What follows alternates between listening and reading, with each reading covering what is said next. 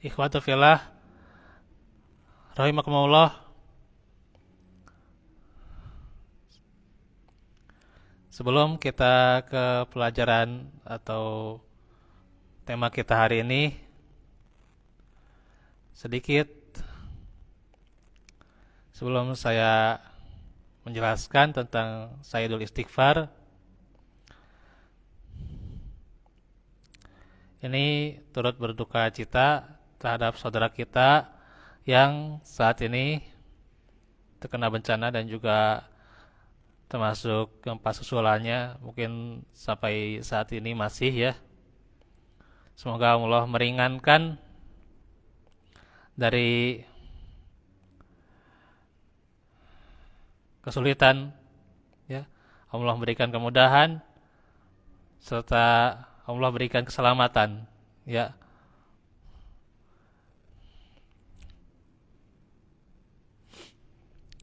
Dan juga Allah melapangkan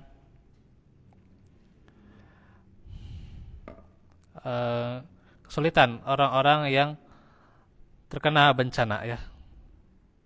Tentunya kami termasuk juga tim dari Arisalah dan juga DKM Al-Muhajirin turut berduka cita ya. Innalillahi wa inna ilaihi raji'un. Allahumma ajurni fi musibati wa khufli khairan minha. Semoga Allah melindungi kita semua. Nah itu pemberitahuan ya terhadap bencana yang di Kabupaten Bandung tadi pagi, di Kertasari dan juga di Garut ya. Kena juga ya di Garut. Nah itu mukadimahnya.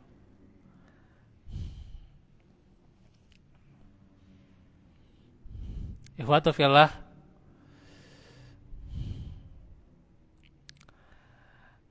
ada sebuah zikir yang disebut oleh Nabi Sallallahu Alaihi Wasallam sebagai Sayyidul Istighfar atau induknya istighfar ya, pemuka istighfar. Ini keistimewaannya itu luar biasa. Barang siapa yang membaca di waktu pagi dengan penuh keyakinan kemudian meninggal sebelum datangnya malam, maka dia masuk ke dalam surga. Ya, insyaallah. Barang siapa yang membacanya di waktu malam dengan penuh keyakinan dan meninggal sebelum datangnya pagi, maka ia masuk ke dalam surga. Hadis riwayat Al-Bukhari. Ya, tuh ya. Baca istighfar ya, Sayyidul Istighfar tapinya dengan penuh keyakinan. Nah itu. Apa jaminannya tadi? Surga, Masya Allah ya. Jadi ngambilnya ke surga tanya. Karena emang di surga itu syaratnya itu apa? Dengan rahmat Allah ya gitu. Bukan dengan amalan ya, dengan rahmat Allah, dengan pengampunannya. Sebagaimana kemarin dijelaskan ya, kisah Nabi Nuh ya sampai banjir ya. Apa nama Asmaul Husna yang disebutkan oleh Nabi Nuh? Ghafur dan Rahim ya. Inna Rabbi la Ghafurur Rahim gitu ya. Jadi keselamatan itu karena apa? Nah, di antaranya keselamatan itu karena ampunan Allah Subhanahu wa taala. Dan ampunan Allah itu dicari dengan senantiasa kita mengucapkan dan dengan penuh keyakinan atau berakidah yang benar ya. Berakidah yang sahih, berakidah Islam, itulah yang akan diterima. Ya. Tidak akan diterima kalau akidahnya non muslim, tentunya disinggung deui ya. Non muslim wal diterima, saumur-umur ge moal gitu nya. Punten. Ya. Ayeuna ahlul kitab wal diterima saumur-umur ge moal gitu nya. Harus dengan keyakinan akidah Islam. Itu jelas ya. Hanya Islam ya.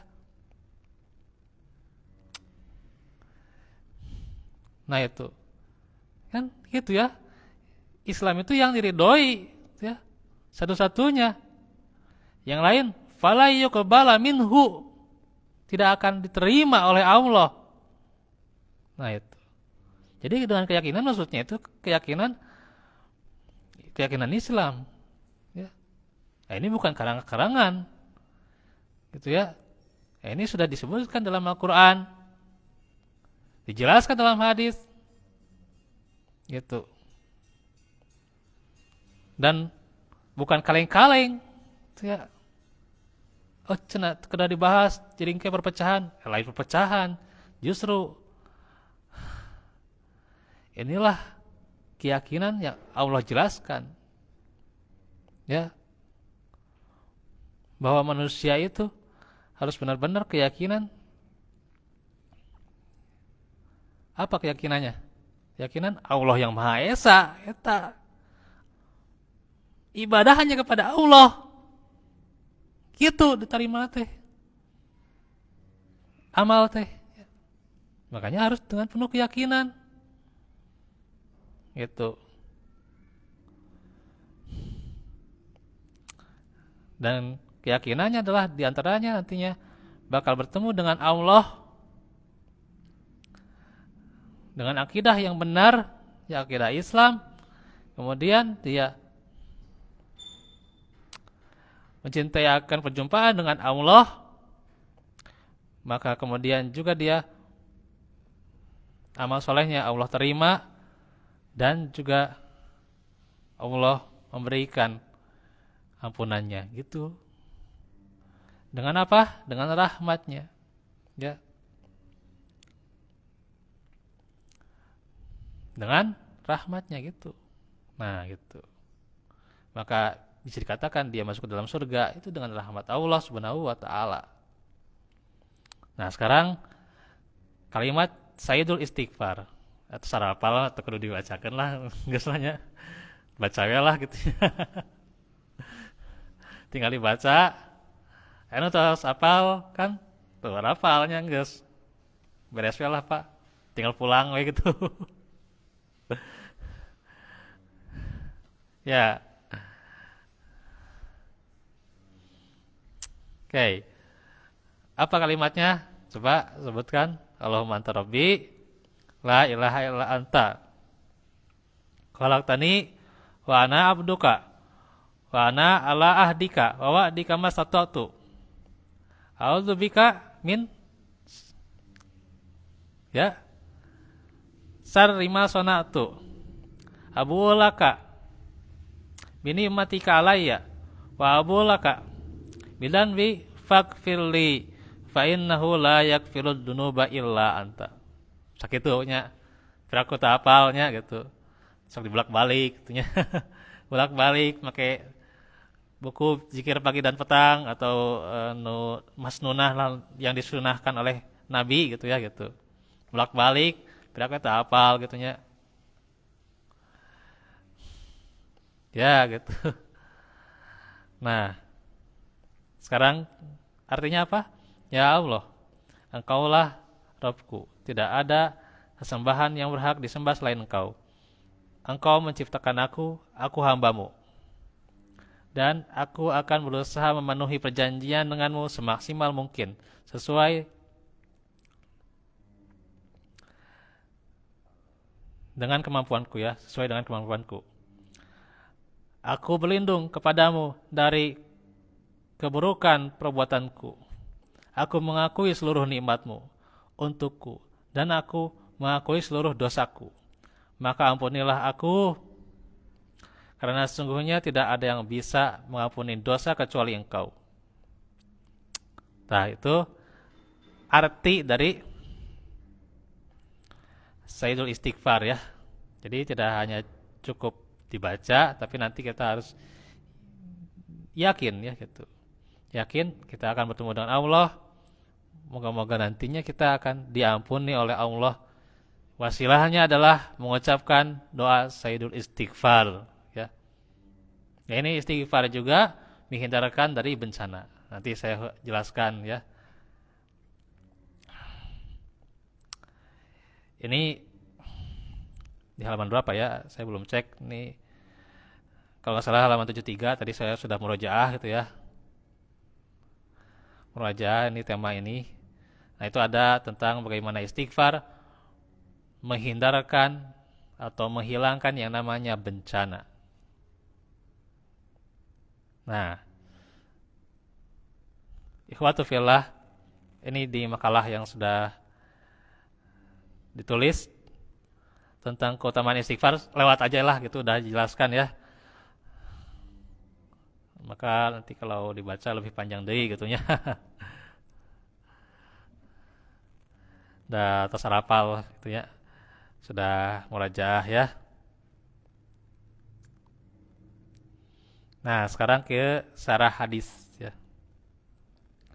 Nabi sallallahu alaihi wasallam ya. Beliau menamakan lafaz ini ya istighfar ini dengan Sayyidul Istighfar karena banyak yang terkandung dalam hadis ini, yakni mana taubat dan merendahkan diri di hadapan Allah Azza wa Jal, yang tidak terdapat dalam hadis-hadis atau doa-doa yang lain ya. Luar biasa ini Pak, panjang gitu ya. Panjang tuh Pak? Panjang, mau sana apa panjang gitu ya. Itu apa mah pondok kah? Bagi seberapa baris Pak? 5 baris, iya pondok tau Pak. Pondok ya.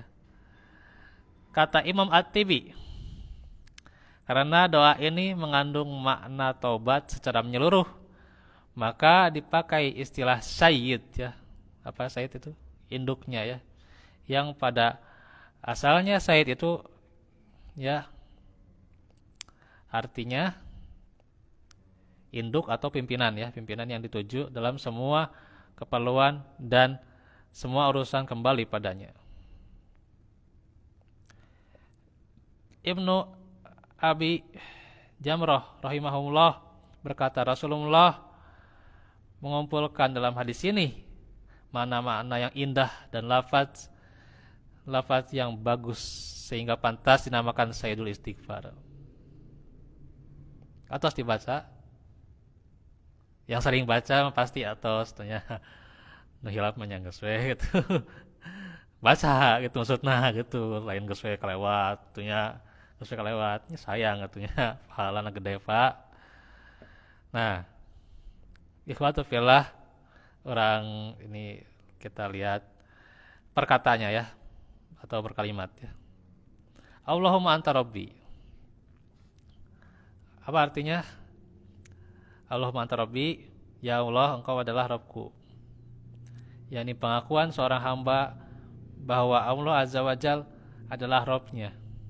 Rabb adalah pemilik, pencipta, pemberi rezeki dan pengatur semua urusan makhluk. Terkadang dalam hadis ini juga terkandung yakni pengakuan tentang rububiyah Allah Azza wa Jal. Ya, jadi terkandung pengakuan rububiyah Allah gitu. Maka tentu hal ini merupakan keagungan dari makna Rabb ya. Kita yakin Allah Maha Pencipta, pemilik, jadi nu rada sesah, non nu rada sesah, pemberi rezeki ya gitu. Ya. Pemberi rezeki. Yakin Allah memberi rezeki. Kenapa kita gundah gulana galau gitunya, liar gitunya, pas rada kekurangan atau kesulitan hidup, pakirangan teh aduh kumaha gitunya. Nah itu. Kenaon Pak? Liar Pak. Da isuk pagi eta mah da cantang teu hirup Pak. Santai we gitunya. Rek saminggu deui, sabulan, satahun atau 5 tahun, 10 tahun cantang teu hirup. Nah, liar gitu. Nah, kalau kita merenungi akan hal ini, ya, nggak terlalu kita jadinya bingungnya dan nggak jadi kacau gitu ya, kacau balau kumaha sampai gitu ya. Kan kebiasaan orang itu ya, orang kafir pun tentu ya, banting-banting gitu ya, pukul-pukul gitu ya, liar hirup gitu ya gitu, pukul-pukul gitu ya, gitu. Mukul-mukul diri, dah liar hirup teh Pak. Gitu ya. Liar teh hirup Pak. Yakin hirup? Teh liar? Iya. Ya, kebiasaan orang kafir itu disebutkan oleh Nabi di dalam hadis-hadis gitu Pak. Ya, liar gitu. Ah, gas itu. Jadi tang terutan gitu. Kemudian jadi orang kafir ulah gitu. Sesuai akidah Islam yang sejati gitu. Itu yang kita ambil. Itulah jalan keselamatan. Ya. Jangan terjadi pada kita ya. Jangan menjadi tasyabuh kepada mereka. Nah itu menyiksa diri gitu ya. Takamari dia Asyura gitu ya. Kan ngali katanya apa eta kumaha katunya Syiah menyiksa diri apa itu mah katunya tunut-tunutan katanya tah eta. Yakin Allah memberi rezeki teh? Yakin? Nah gitu ya. Kalau yakin, nah tuh terkadang ningali rezeki batur gitu ya, rezeki batur maksa-maksa gitu. Cing atuh. Kan gitu. Cing atuh beri hayang teh aya kalewihan hirup teh katanya kan gitu kan. Aya kalewihan ningali rezeki batur. Atuh da rezeki orang mah lain tergantung ka rezeki batur, Pak. Ya, tong ditingali rezeki batur mah. Sesuai gitunya. Fokus ka dirinya nyalira pasti Allah ngerezekian. Tak gitu simpel we hirup mah. Teu kudu dibuat liar kumaha gitunya. Teteh gitunya. Tentunya atau para akhwat ya. Nu liar cenah ya suamina kumaha gitunya. Penghasilan sakit-sakit wae. Tenang ya Allah ngerezekian. Da rezekian lain lewat suamina hungkul kan bisa lewat nu lain gitu kan gitu. Diajar gitu ya. Contohnya gitu. Teng liar gitu.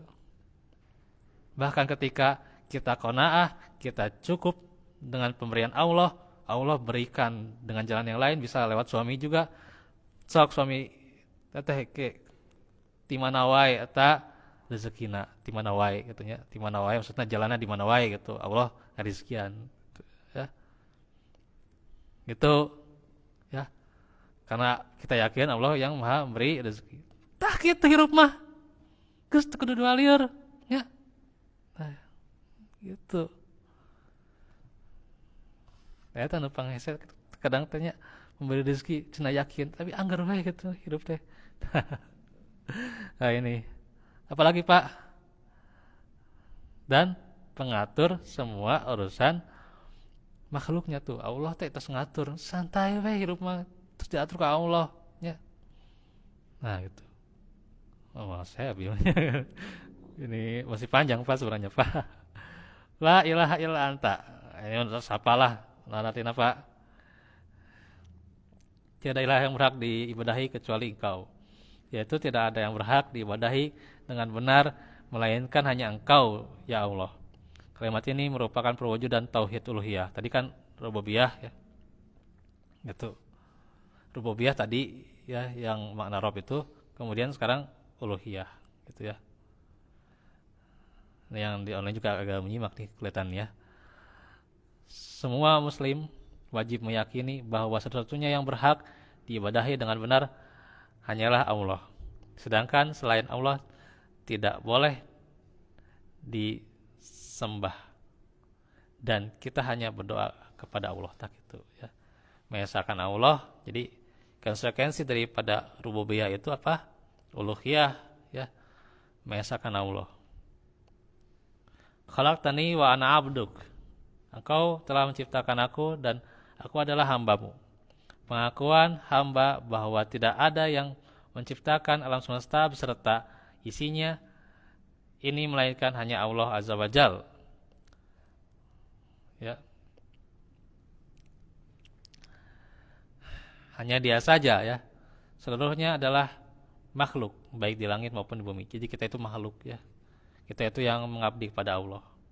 Kalimat ini mengandung perilaku hamba yang menghinakan dan merendahkan dirinya di hadapan Allah.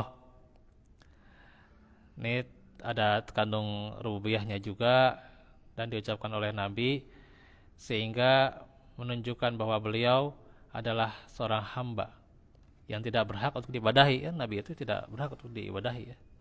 Kita itu hanya beribadah kepada Allah saja ya.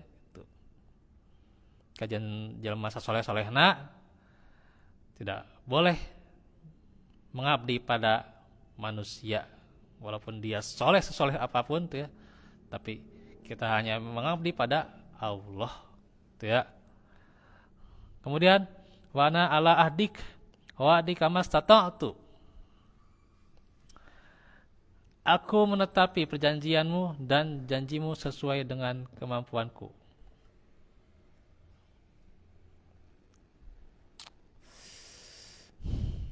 Nah, maka aku tetap dalam perjanjianmu ya Allah, beriman kepadamu, melaksanakan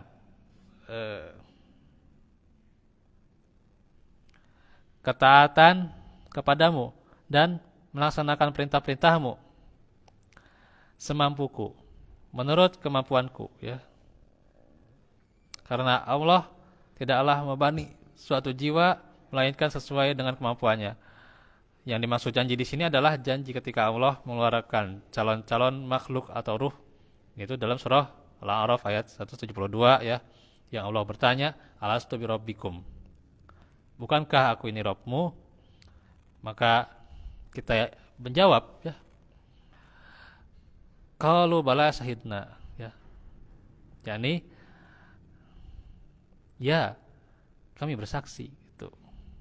Jadi kalau mereka bersaksi bahwa Allah Azza wa Jalla sebagai Rabb-nya, maka konsekuensinya apa? Beribadah hanya kepada Allah. Konsekuensinya melaksanakan perintah Allah, meninggalkan larangannya gitu. Nah gitu. Dengan perintah Allah itu laksanakan semampunya, meninggalkan larangan, tinggalkan gitu ya.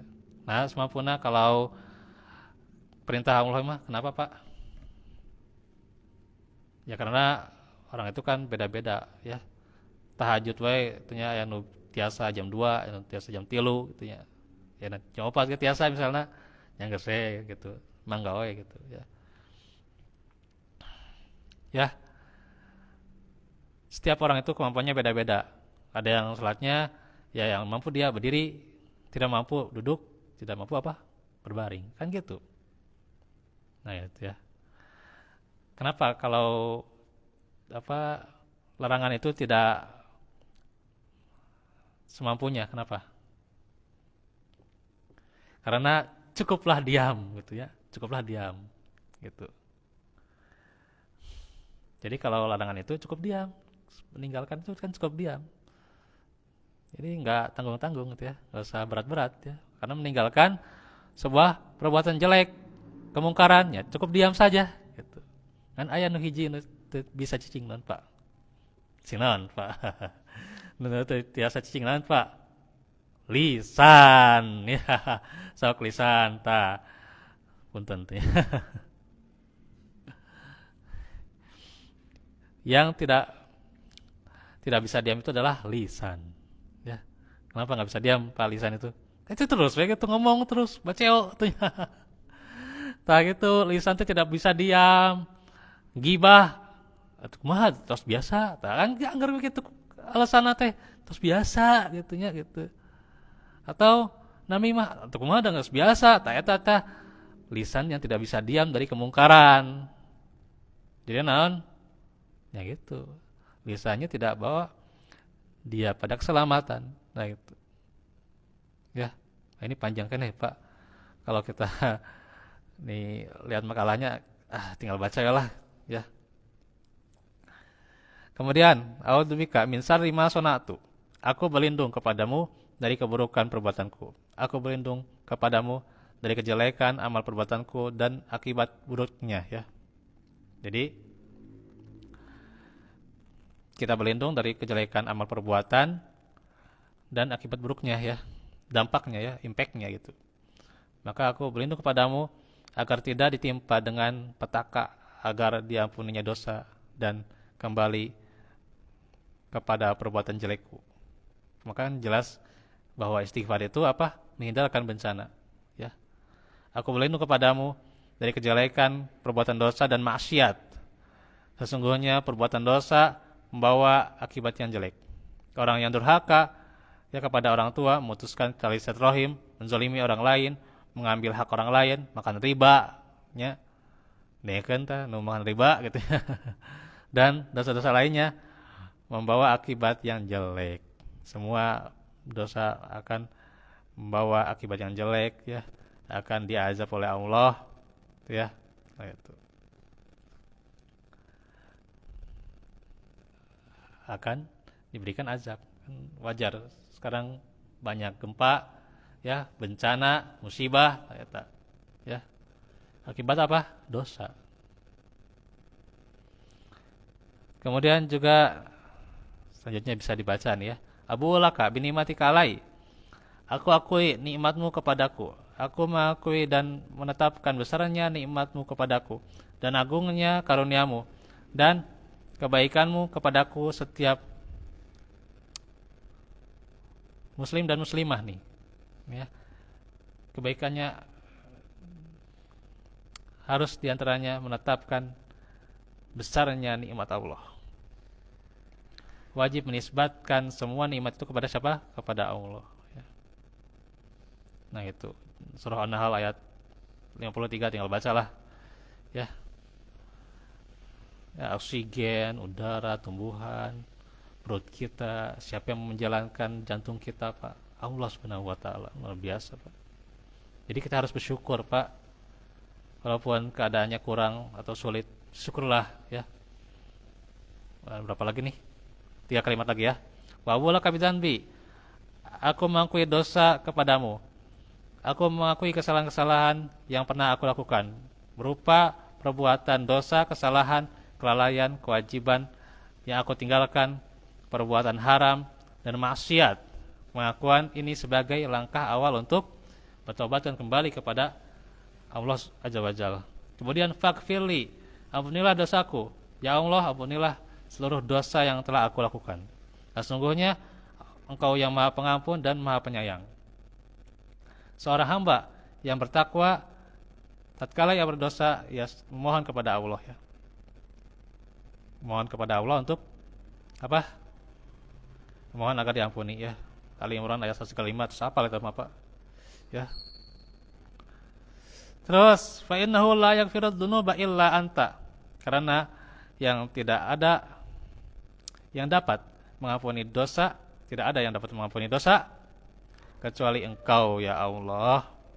Maka pengakuan bahwa tidak ada yang dapat mengampuni dosa kecuali hanya Allah saja. Oleh karena itu kita mohon ampun hanya kepada Allah, tidak kepada selainnya ya. Tidak syirik. Allah Maha Pengampun dan menerima taubat ya gitu. Nah, itu bagaimana faedah perkataannya ya. Masih ada waktunya. Jam berapa, Pak? 17.53. Saya sedikit ini faedah Sayyidul Istighfar. Tadi kan sudah berkata, sekarang kandungan dari Sayyidul Istighfar itu yakni pertama ikrar tauhid. Ya Allah, Engkaulah Tuhanku. Tidak ada sesembahan yang berhak disembah selain Engkau. Nah, itu ikrar tauhid ya, luar biasa nih. Kedua, pengakuan apa saja hamba Allah, itu yang pertama. Kedua, nikmat Allah yang Allah berikan kepada kita. Harus bersyukur kita ini, Pak. Ya, akan nikmat Allah. Terkadang manusia itu apa? Kafur, itu ya, kufur manusia itu, Masya Allah. Kemudian banyaknya dosa yang kita lakukan, itu yang ketiga. Masya Allah ya, kita banyak dosa, Pak. Jadi jangan merasa diri suci, jangan merasa diri itu lebih baik daripada orang lain, merasa diri berilmu atau gimana gitu ya. Karena kita itu banyak dosa sesungguhnya ya.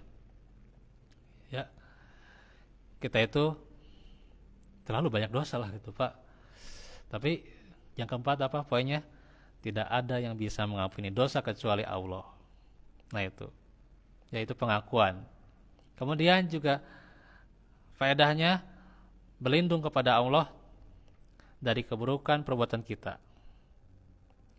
Dan juga berupaya untuk selalu menjalankan ketaatan kepada Allah, maka berusaha memenuhi perjanjian denganmu semaksimal mungkin sesuai kemampuanku. Perjanjian dengan Allah, ya ini apa? Menjalankan segala perintahnya dan menjauhi larangannya, ya. Dan tentunya poin-poin itu adalah yang namanya tawasul. Apa tawasul? Tawasul itu adalah pengantar ya. Pengantar untuk taqarrub ila Allah ya. Nah gitu. Muqarrabatullah ya itu. Muqarrabatullah betul ya. Nah itu. Muqarrabatullah artinya apa? Mendekatkan diri kepada Allah. Nah inti dari permintaannya, maka ampunilah aku ya Allah. Inilah dari penjelasan Sayyidul Istighfar ya. Luar biasa Pak doa ini Pak. Pak amalkan Pak untuk membuka segala apa itu hijab-hijab dalam kehidupan kita gitu ya gitu. Juga ini pengakuan kita sebagai hamba Allah Subhanahu wa taala. Maka tentunya kalau kita mengakui kita sebagai hamba ya, sebagai makhluk, Allah sebagai pencipta, sebagai yang berhak diibadahi, maka itulah konsekuensi kita senantiasa beribadah kepada Allah. Dan semoga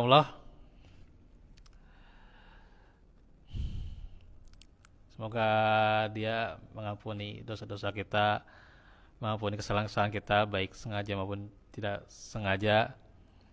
Semoga Allah berikan pahala yang terbaik dan juga selamatkan kita nantinya di dunia maupun di akhirat. Di situ dulu ya penjelasan. Mungkin kurang lebihnya atau ada hal yang belum sempat saya sampaikan ya, karena memang makalahnya panjang ya yang tadi dikirim. Ya bisa di ini aja, di murojaah saja ya. Walafu minkum walafu fikum. Kita bertemu lagi hari Senin ya untuk penjelasan motivasi bagi para penuntut ilmu ya. Aku luka melihat wa astagfirullah li walakum.